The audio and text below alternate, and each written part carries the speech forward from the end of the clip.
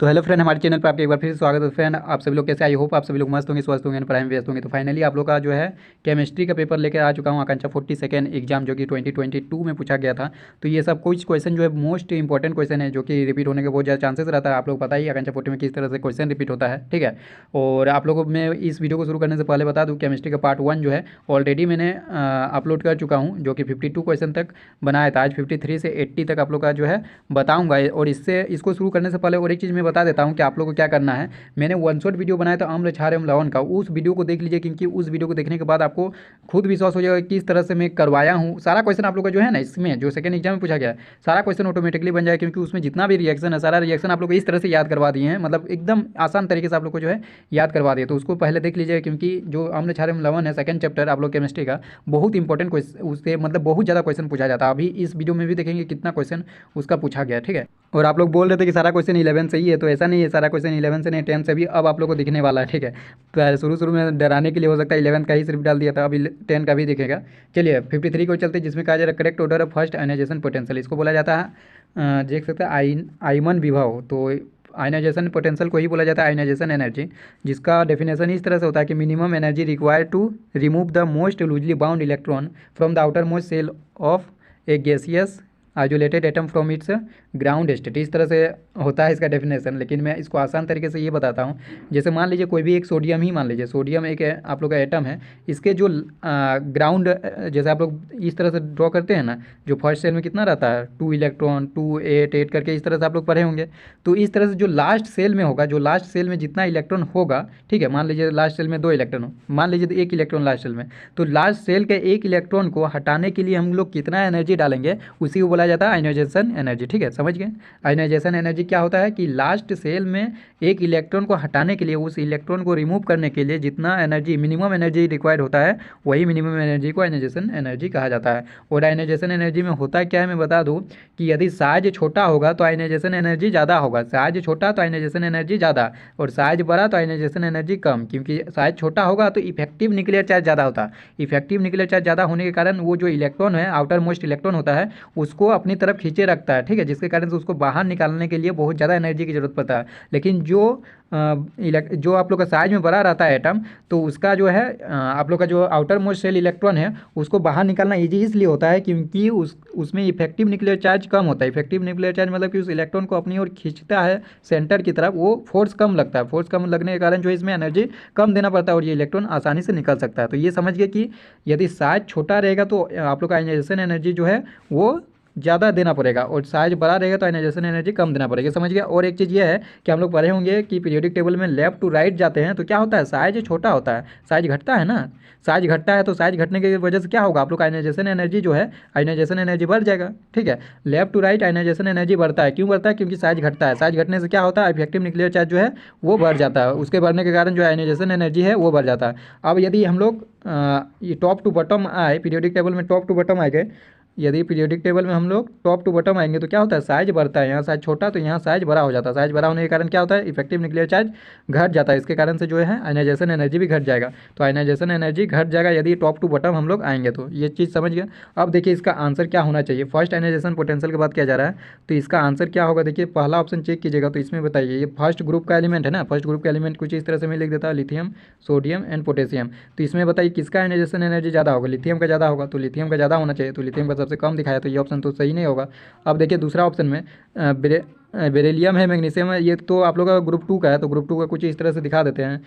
Group 2 का इस तरह से है, तो बताइए इसका साइज छोटा है, इसका साइज बड़ा, तो आप लोग का आयनाइजेशन एनर्जी किसका ज़्यादा होना चाहिए, इसका ज़्यादा होना चाहिए। तो जी बिल्कुल इसका ज़्यादा दिखाया गया। उसके बाद मैग्नीशियम का होगा, मैग्नीशियम का भी दिखाया गया। उसके बाद कैल्शियम का होगा, तो कैल्शियम का दिखाया गया, ठीक है। तो ये ऑप्शन आप लोग का सही है, बाकी दोनों ऑप्शन, ये ऑप्शन भी सही नहीं होगा, ठीक है।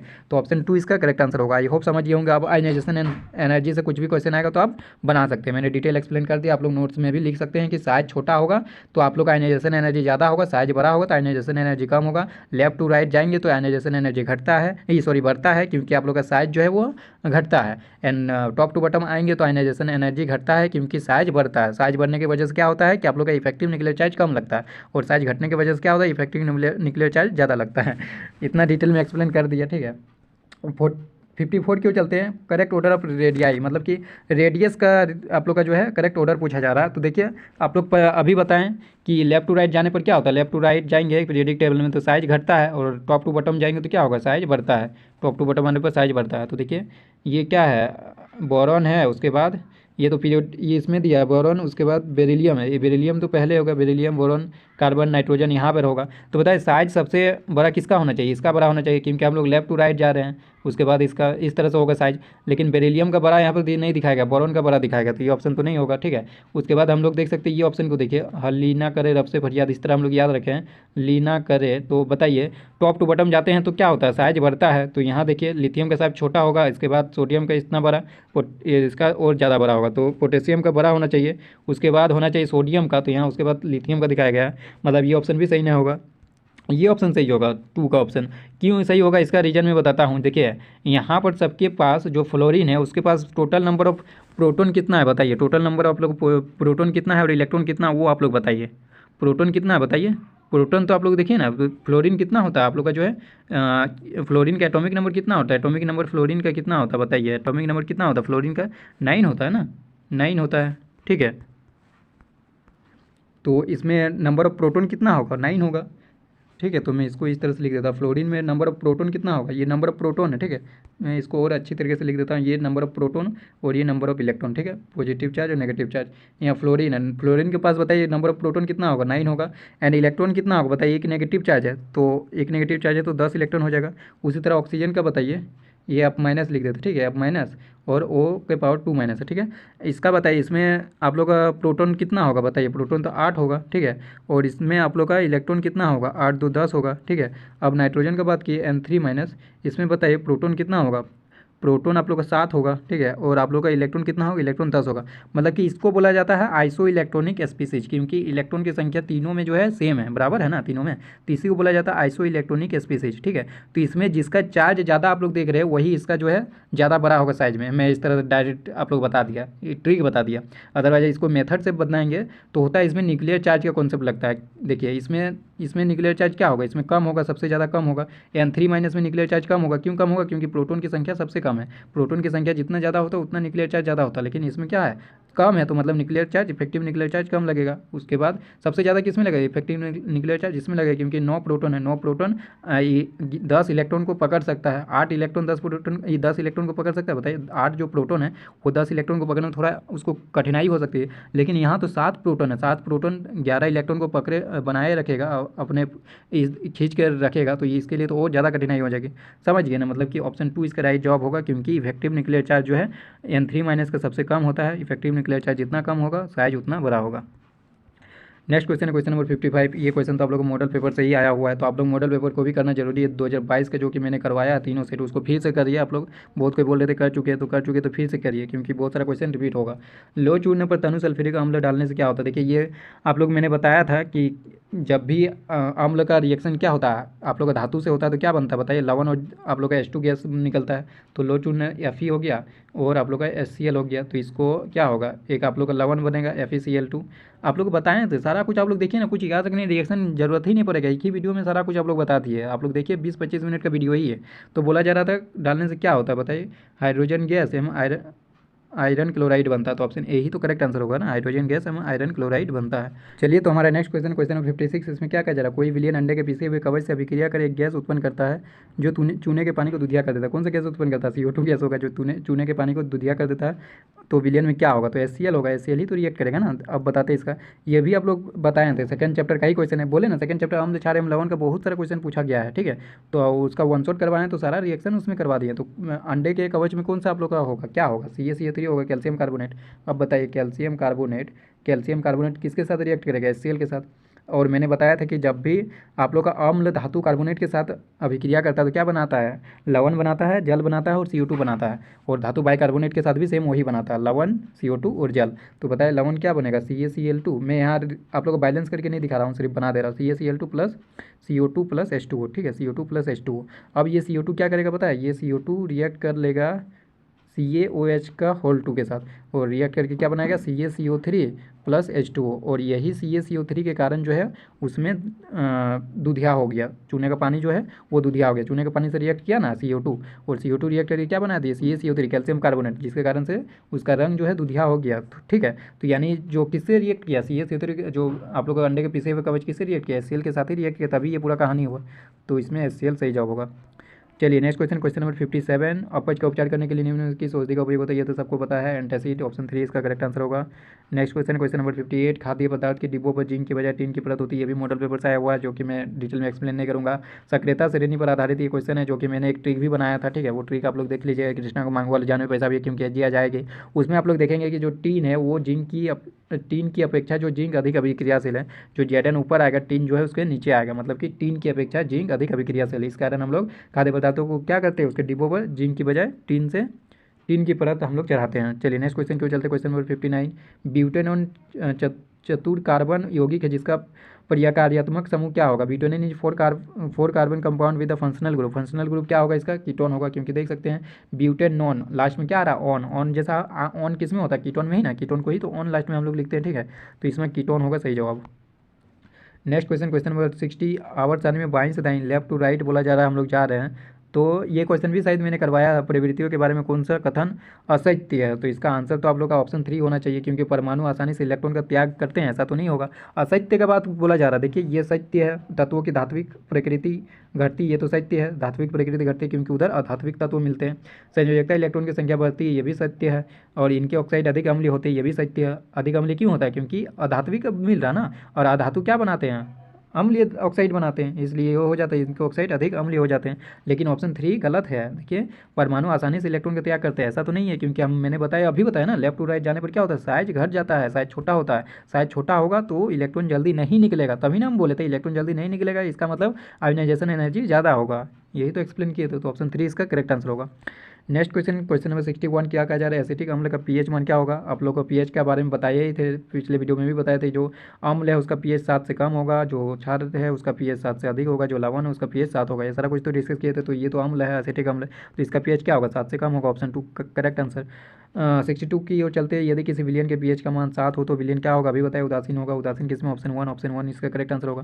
तो इस तरह सभी क्वेश्चन पूछा जाता है। आप लोग सोच रहे होंगे सिर्फ सेकंड एग्जाम में टफ ही क्वेश्चन रहता है, तो ऐसा नहीं है, इजी क्वेश्चन भी आप लोग छाट कर बनाना होगा। HCl अम्ल की तनु NaOH के विलयन के साथ अभिक्रिया के फलस्वरूप कौन सा लवण बनता है। देखिए ये भी आप लोगों का रिएक्शन करवाए, वन शॉट वीडियो देखिए, वन शॉट वीडियो में बार बार इसलिए बोल रहा है क्योंकि उसको देखने के बाद सारा क्वेश्चन बन जाएगा यार, क्योंकि इस तरह से क्वेश्चन मैंने सब कुछ करवा दिया, आप लोग किस तरह याद रखना है। तो यहाँ पर देखिए क्या होगा, HCl क्या है, अम्ल है, NaOH क्या है, क्षार है, मतलब कि एसिड बेस रिएक्शन होगा। एसिड बेस रिएक्शन क्या होता है बताइए, एसिड बेस रिएक्शन में क्या होता है, लवण और जल बनता है ना, लवण क्या बनेगा NaCl बनेगा ना, और जल H2O। मैं यहाँ बैलेंस नहीं कर रहा हूँ, ठीक है, NaCl प्लस H2O बनेगा, तो बोल रहा हूँ फलस्वरूप कौन सा लवण बनता है बताइए, लवण तो NaCl बनेगा ना। NaCl किस में, ऑप्शन 1 में, ऑप्शन 1 ये ऑप्शन 1 नहीं है, NaCl ऑप्शन 2 में, ऑप्शन 2 इसका करेक्ट आंसर होगा। SO2 इसमें जल्दी जल्दी में ना ऑप्शन गलत मार देता है, इसलिए एक दो बार क्या हुआ था फिजिक्स में, एक क्वेश्चन का आंसर में है जो है लाया तो सही, लेकिन उसमें गलत ऑप्शन लगा दिया था, ठीक है, तो थोड़ा ध्यान दीजिएगा। SO2 का आणविक द्रव्यमान क्या होगा, जो SO2 है उसका बोल रहा है मोलिकुलर फार्मूला क्या होगा, तो बताइए सल्फर का कितना होता है 32 होता है, और ऑक्सीजन कितना होता है 16 होता है, तो 2 यहाँ ऑक्सीजन है, तो 2 ऑक्सीजन 32 हो जाएगा, यानी टोटल जोड़ेंगे तो हम लोग 64 होगा। 64 किसमें बताइए, ऑप्शन 3 में, ऑप्शन 3 इसका करेक्ट आंसर होगा। 65 की ओर चलते हैं, पीएच स्केल का सीमा होती है, ये तो आप लोग सबको पता होता है यार, क्या ही बताए इसमें बताए क्या ही बताया, 0 से 14, ऑप्शन 4 इसका करेक्ट आंसर होगा।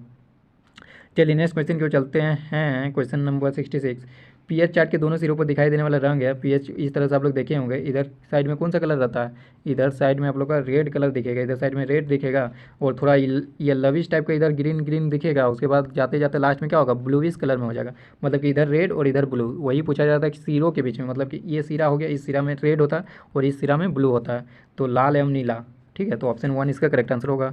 Next question, question number 67, copper sulphate विलयन का रंग होता है, ये तो नीला होता है, ये याद रखना है। चलिए नेक्स्ट क्वेश्चन की ओर चलते हैं, 68, एसिटिक अम्ल का सूत्र है, ये तो सबको पता होता है CH3COOH, ठीक है।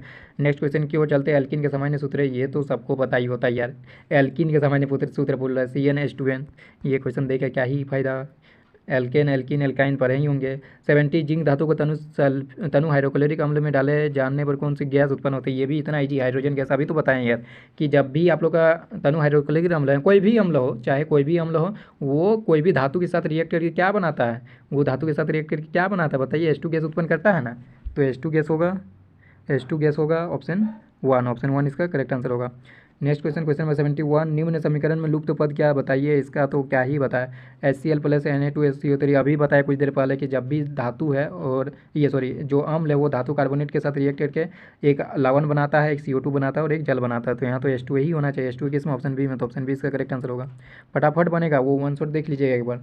FeZnCu और एल्यूमिनियम में सबसे कम क्रियाशील धातु कौन है? इसके लिए आप मेरा ट्रिक को आजमाइए। कृष्णा को मांगो आलू, कृष्णा को मांगो आलू, इस तरह मैंने बताया था ट्रिक। कृष्णा को मांगो आलू, जाने पे पैसा भी है, जाने पे, इस तरह बताया था ट्रिक। बताइए सब क्या बोला है? सबसे कम अभिक्रियाशील बताइए। कृष्णा को मांगो आलू, जाने पे पैसा भी है, क्योंकि Hg आ जाएगी, क्योंकि तो ये तो कॉपर होना चाहिए मेरे अकॉर्डिंग, क्योंकि